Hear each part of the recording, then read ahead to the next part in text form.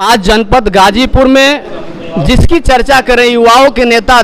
युवाओं के दिलों में हमेशा बसने वाले गरीब मजलूमों की आवाज़ को एक फ़ोन पर उसके घर पे पहुंचकर उसकी मदद करने वाले देवकली और नैसारे के बीच में ग्राम सभा पड़ता है आपका भुवरपुर ग्राम सभा के हम लोग के सम्मानित नेता, पूर्व जिला पंचायत सदस्य जो गाजीपुर में एक इतिहास पूर्वांचल में नाम रोशन करने का काम किए, सत्येंद्र उर्फ सत्या जी। आज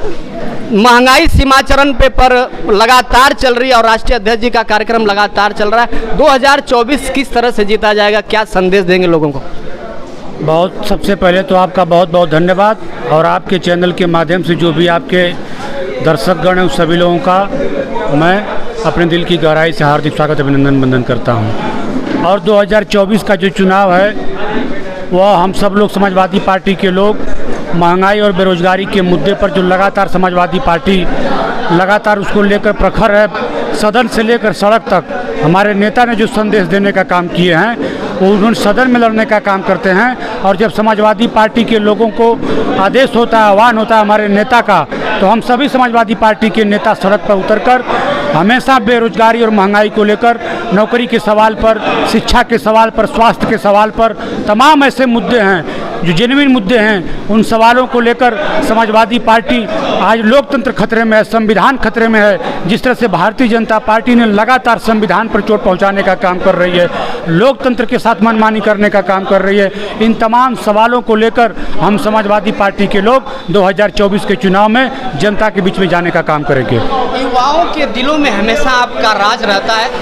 और युवा हमेशा आपको चाहता है। लोग कहते हैं कि अखिलेश जी का चेहरा अगर आपके चेहरे से मिलता है तो सीधा बुलाकर हेलीकॉप्टर में बैठा लेते हैं, देश की भावना रखकर तमाम लोग बातें करते हैं कि उनको ये पद, लेकिन आपके अंदर कभी ये झलक नहीं दिखी कि इसी गाजीपुर जनपद के कद्दावर नेता ओम प्रकाश सिंह जी के साथ और लगातार आंदोलन छात्र नेता से रहकर गरीबों के हमेशा आवाज़ को सुनकर जिले की कोई मदद हो करते हैं। लोग की चाहत हमेशा आपके प्रति रहती है, क्या उम्मीद है? बिल्कुल आप सही कह रहे हैं कि हम सब लोगों ने 2006-07 में जब छात्र राजनीति कर रहे थे, उसी समय से हम हो, चाहे हमारे बड़े भाई डॉक्टर समीर जी हैं, बजरंगी यादव जी हैं, तमाम ऐसे छात्र नेता, हम सब लोगों ने जब छात्र संघों पर ताला लगाया गया, जब प्रदेश की सरकार ने, हम सब लोगों ने छात्र संघों से निकलकर छात्र उस संघ को बहाल कराने के लिए आंदोलन की लड़ाई लड़ने का काम किए। और उस आंदोलन में हम सब लोगों के ऊपर गैंगस्टर से लेकर तमाम मुकदमे लादे गए। हम लोग 9-9, 6-6 महीना जेल की यात्राएं भी किए। उसके बाद से हम सब लोगों के समाजवादी पार्टी में नेता आदरणीय ओम प्रकाश सिंह जी, जो नेताजी से आदरणीय मुलायम सिंह यादव जी के साथ हम लोगों को बैठाकर उनसे हम सब लोगों की बातचीत कराकर समाजवादी पार्टी में जोड़ने का काम किए थे। और तभी से हम सब लोग समाजवादी पार्टी की विचारधारा से जुड़कर लगातार समाजवादी पार्टी को, चाहे वो 2012 का चुनाव रहा हो, चाहे वो 17 का चुनाव रहा हो, हम सब लोगों ने कभी व्यक्तिगत अपने स्वार्थ के लिए, पद के लिए कभी राजनीति करने का काम नहीं किए हैं। मैं यहाँ पर आप देख रहे हैं हमारे पास कोई समाजवादी पार्टी का आधिकारिक पद नहीं है, सिर्फ मैं एक कार्यकर्ता के हैसियत से हूँ। हमारे बगल में डॉक्टर समीर जी बैठे हुए हैं जो जिला कार्यकारिणी में सदस्य अब बने हैं, जो लगातार समाजवादी पार्टी में हम लोग हमेशा काम करने का काम करते हैं। हमारा सिर्फ एक ही उद्देश्य है कि किस तरह से समाजवादी विचारधारा और समाजवादी पार्टी मजबूत होने का काम करेगी। हम सारे लोग पार्टी का जो निर्देश होता है, जो हमारे पार्टी के जिला अध्यक्ष हैं, जो रामधारी यादव जी रहे, चाहे हमारे सुदर्शन जी रहे, चाहे हमारे इस समय आदरणीय बड़े भाई गोपाल यादव जी हैं, जो भी पार्टी की विचारधारा रही है उस पर हम सब लोगों ने हमेशा निकलकर आगे बढ़कर पार्टी के लिए काम करने का काम किए हैं। और मैं आपके चैनल के माध्यम से जिम्मेदारी के साथ कह सकता हूं कि हमें भविष्य में भी कोई पद की चाहत नहीं है। मैं आपसे बता देना चाहता हूं कि मुझे करीब 9-10 महीना लखनऊ गए हो गया। मतलब अब इस बात को जान लीजिए, आप जिस बात को कह रहे हैं कि राष्ट्रीय अध्यक्ष अखिलेश यादव जी से हम लोगों का संबंध है, ये सही बात है कि हम सब लोगों के नेता बहुत उदारवादी नेता हैं। वो अपने कार्यकर्ताओं को पहचानने का काम करते हैं, अपने कार्यकर्ताओं को सम्मान देने का काम करते हैं। वो हमेशा हम सब लोगों को, चाहे हम कहीं भी मिले हैं, सम्मान देने का काम किए हैं। हम लोगों को ज़रूरत पड़ती है तो उनसे टेलीफोनिक वार्ता भी कर लेते हैं। लेकिन करीब 10 महीना हो गया हमें लखनऊ गए, हमें कोई पार्टी के पद की चाहत नहीं है, न तो हमें किसी लोभ में है। हम लोग हमेशा पार्टी के और अपने नेता को चाहते हैं कि वह दोबारा उत्तर प्रदेश की सरकार में वह मुख्यमंत्री बने, प्रदेश को आगे ले जाएं, प्रदेश के तमाम युवाओं को नौकरी देने का काम करें। प्रदेश के तमाम हमारे जो युवा, आज जो महंगी शिक्षा हुई है, जो गरीब का बेटा इंजीनियर नहीं बन सकता है, गरीब का बेटा डॉक्टर नहीं बन सकता है, जो अपने एक कलम से आदरणीय अखिलेश यादव जी ने जो CPMT में जो मेडिकल का क्षेत्र था उसमें सीटें बढ़ाने का अगर किसी ने काम किया था तो आदरणीय अखिलेश यादव जी ने करने का काम किए थे। हमारे गाजीपुर में मेडिकल अगर कॉलेज खोलने का काम किए तो हमारे समाजवादी पार्टी के नेता आदरणीय अखिलेश यादव जी ने करने का काम किए। स्टेडियम जो अभी तक अधूरी है, जो भारतीय जनता पार्टी की दूसरी बार सरकार बनने जा रही है, अभी देश के प्रधानमंत्री जी बनारस में स्टेडियम का शिलान्यास किए हैं, लेकिन गाजीपुर में एक बार हमारे भारतीय जनता पार्टी के 3-3, 4-4 MLA रहा करते थे। हमारे सदर की MLA भारतीय जनता पार्टी की थी, वह छात्र संघ से निकली हुई थी। इसी गाजीपुर से वह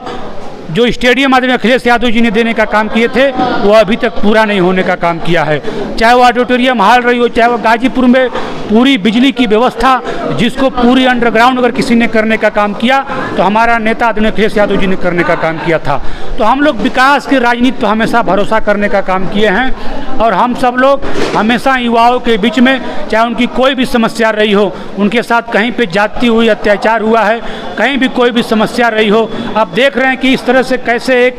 जो है कि एक पिछड़े समाज के और तमाम ऐसे जो लोग हैं जिनको गोली लग जा रही है, जिनका FIR तक नहीं लिखा जा रहा है, 2-2, 2.5 लाख रुपया लेकर इस सदर का कोतवाल जो पैसा लेकर उस गरीब को न्याय नहीं देता है, जहाँ पर पैसे के बल पर न्याय बिक रहा हो, उस सरकार में आप क्या उम्मीद कर सकते हैं। एक MLC को अपनी पूरी ताकत लगा देनी पड़ती है एक FIR कराने के लिए, दोषियों को सज़ा दिलाने के लिए एक MLC को अपनी पूरी ताकत लगानी पड़ी। तो ये सरकार चल रही है, ये लोगों का न्याय मिल रहा है। तो भारतीय जनता पार्टी में आप देख रहे हैं कि किस तरह से लोगों को, चाहे वो कोई भी अगड़ा हो, पिछड़ा हो, कोई भी न्याय के लिए, तमाम ऐसे हमारे बहुत से साथी हैं जो भारतीय जनता पार्टी में विचार रखते हैं, उनसे हमारी बात होती है, अंदर से वो भी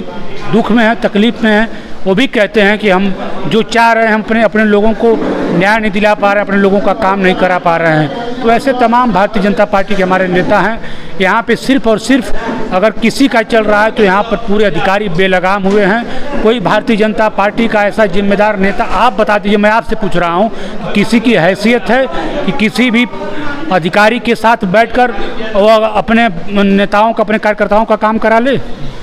लगातार आखिरी सवाल आपसे, नए भी लोकसभा में पार्लियामेंट में 5 सत्र की सत्र चली और उसमें बसपा के सांसद दानिश अली साहब के ऊपर लगातार अभद्र भाषा का प्रयोग किया गया। अगर वही राहुल गांधी जी बोलते हैं तो उनकी सदस्यता रद्द कर दी जाती है। कैसे कानून और कैसी व्यवस्था चल रही है? वह सिर्फ एक सांसद की भाषा नहीं है। जो सांसद जो बोले थे जिस तरह से दानिश अली को, जो एक लोकतंत्र का मंदिर हो, जहाँ पर सारे लोग चुन कर जा रहे हों, जहाँ पर जिसको जनता ने, जिसके लोगों ने वोट देकर वहाँ पे जो है कि भेजने का काम किया हो, तो वह पूरी भारतीय जनता पार्टी की मानसिकता है। जो इन्होंने भाषा का प्रयोग किया है सांसद, उसके पीछे पूरी भारतीय जनता पार्टी और माननीय प्रधानमंत्री जी अगर इस पर कुछ नहीं बोल रहे हैं, अभी तक अपनी चुप्पी साधे हुए हैं, तो इससे आप समझ सकते हैं कि किस तरह से इनकी मानसिकता है और प्रधानमंत्री जी की सोच क्या है। और आपके मीडिया के आप भी साथी हैं, तमाम मीडिया वाले, अभी बीच में एक डिबेट हो रहा था जिसमें एक एंकर हैं जिन्होंने कहा कि 5-5 लाख मत पाकर जो लोग आए हैं, हम उनसे सवाल कैसे पूछ लें, हम उनकी तौहीन, अगर हम उनके ऊपर आरोप लगाते हैं तो ये जनता की तौहीन होगी। तो ये दानिश अली भी तो, उनको ने भी तो जनता ने चुन कर भेजा है ना,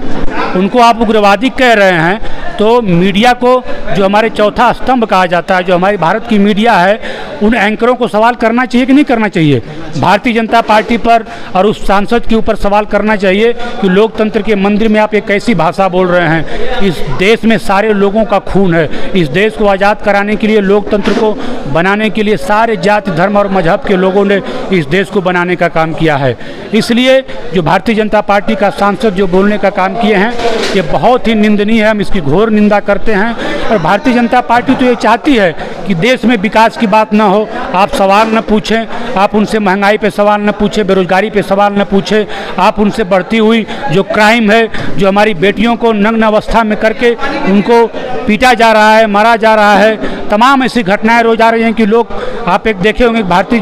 पार्टी का एक नेता कैसे एक व्यक्ति के ऊपर पेशाब करने का काम करते हैं। तो इससे भारतीय जनता पार्टी की मानसिकता आप समझ सकते हैं कि किस मानसिकता के लोग हैं, इनका चाल और क्षेत्र क्या है। इसलिए हम उनके ऊपर सवाल खड़ा करने से बेहतर है कि हम महंगाई के सवाल को लेकर, बेरोजगारी के सवाल को लेकर, देश में बढ़ती हुई जो खाई है अमीरी और गरीबी की, उन सवालों को लेकर हम सब लोग बीच में जाने का काम करेंगे। हम किसी धर्म के नाम पर उजलना नहीं चाहते हैं। हम सारे धर्म के लोगों का सम्मान करते हैं, चाहे वो सनातन हो, चाहे इस्लाम हो, चाहे वो हमारे ईसाई हो, चाहे कोई भी धर्म हो। सबसे बड़ी मानवता है और मानवता को लेकर हमारे समाजवादी लोग ने हमेशा, समाजवादी विचारधारा ने समानता की बात की है, समता की बात की है और संपन्नता की बात की। हमारे नेता आदरणीय मुलायम सिंह यादव जी ने हमेशा सारे लोगों का सम्मान करने का काम किया है। उसी विचारधारा को लेकर अखिलेश यादव जी आगे बढ़ रहे हैं और हम सभी कार्यकर्ता एकदम पूरी तरह से 2024 में कमर कस के तैयार हैं कि जो भी हमारे पार्टी का नेता आदेश देगा, जिसको भी प्रत्याशी बनाने का काम करेंगे, हम सारे लोग एक साथ मिलकर उस लड़ाई को लड़ने का काम करेंगे। बहुत बहुत धन्यवाद। बहुत बहुत धन्यवाद आपका।